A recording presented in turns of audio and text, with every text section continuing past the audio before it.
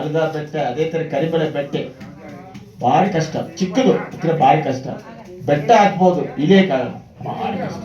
ಹತ್ರ ಶರಣಘೋಷ ಅದು ಬಿಟ್ಟರೆ ಬೇರೆ ದಾರಿನೇ ಇಲ್ಲ. ಸ್ವಾಮಿಯೇ ಸಣ್ಣಮಯ್ಯಪ್ಪ ಅಂತ ಹೇಳಿ ಶರಣಘೋಷ ಕೂತಾ ಕೂತಾ ಕೂತಾ ಕೂತಾ ಅಯ್ಯಪ್ಪನೇ ಏನ್ ಮಾಡ್ತಾನೆ, ಏ ಗಬಲ ಅಂತ ತಾದ ಬಲ ಅಂತ, ಏ ಗಬಲ ಅಂತ ಪಾದ ಬಲ ಅಂತ ನಿಮ್ಗೆ ಬಲ ಕೊಡ್ತಾನೆ. ಅವ್ನು ಕರಿಬೇಕು. ನೀವು ಕರೆದ್ರಿ ನಾನು ಬಂದೆ, ಕರೆದ್ರೆ ನಿಮ್ಗೆ ಗೊತ್ತಾ ಇಲ್ಲಿ ಇದ್ರು ನಡೀತಾ ಇದ್ರು. ಅದಕ್ಕೆ ಅದು ಕರಿಬೇಕು.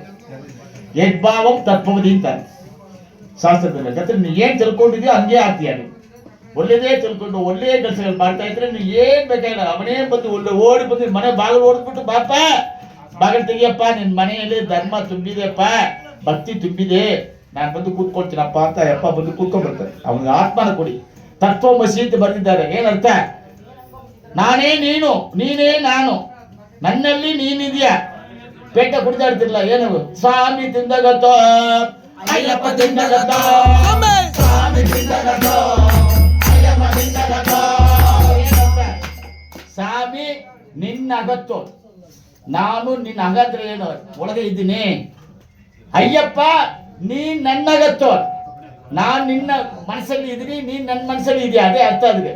ಸ್ವಾಮಿ ತಿಂದಗತ್ತೋ, ಅಯ್ಯಪ್ಪ ತಿಂದಗತ್ತೋ, ಸ್ವಾಮಿ ತಿಂದಗತ್ತೋ, ಅಯ್ಯಪ್ಪ ತಿಂದಗತ್ತೋ. ಅದೇ ಎಲ್ಮೇಲೆ ಬೇಟ ಆಗ್ತಿರಲ್ಲ, ಅದಕ್ಕೆ ಅದೇ ಅರ್ಥ. ಗೊತ್ತಾಯ್ತಾ? ಬೆವರು ಸುರಿಬೇಕು. ಅವಾಗ ಬೆಟ್ಟ ಅಥವಾ ಓಡ್ತೀರಾ, ಹತ್ಬೇಕಾ ಇಲ್ಲ, ಓಡ್ತೀರಾ. ಹಿಂದಿಗಡೆ ಎತ್ಕೊಂಡು ಅಯ್ಯಪ್ಪ ಹತ್ತು ಹತ್ತು ಹತ್ತು ಹತ್ತುಂದ ಸರಿ ಆಡ್ಬೋದಾ?